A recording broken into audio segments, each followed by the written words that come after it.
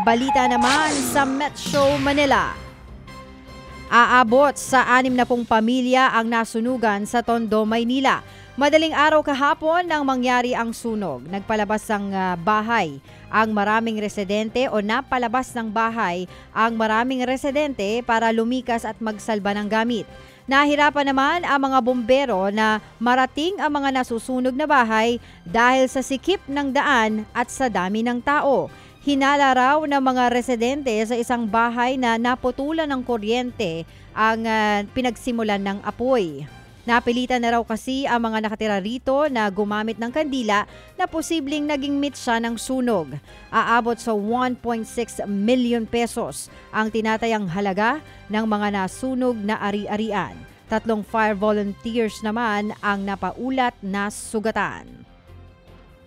Samantala, arestado ang 5 Chinese at 1 Pinoy na sangkot sa pamamaril sa 2 Chinese sa Parañaque City noong Sabado.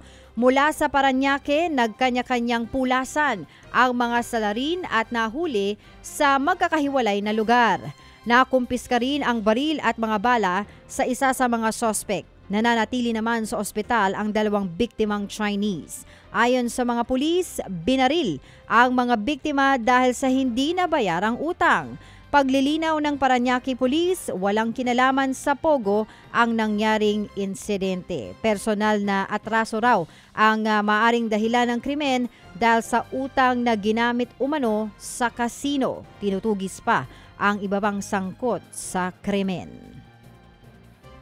Arestado naman ang isang delivery rider na umamin sa pagsa-sideline sa paghahatid ng droga sa Pasay City. Unang sinita ng mga pulis ang rider dahil walang suot na helmet. Pero imbis na tumigil, tumakas ang rider.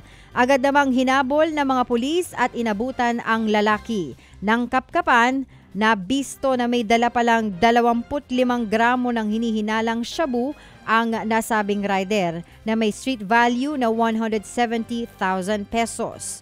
Aminado naman ang rider na sa kanya ang nakuhang droga at sumasideline lamang sa paghatid ng mga kontrabando dahil sa hirap ng buhay. Ayon naman sa mga pulis, may mga tulak talagang gumagamit na delivery riders para magbagsak ng produkto. Nahaharap ang inarestong rider sa paglabag sa Comprehensive Dangerous Drugs Act. Ted Filon at DJ Chacha ngayon nasa Radyo 5 92.3 News FM Monday to Friday 6 to 10 a.m.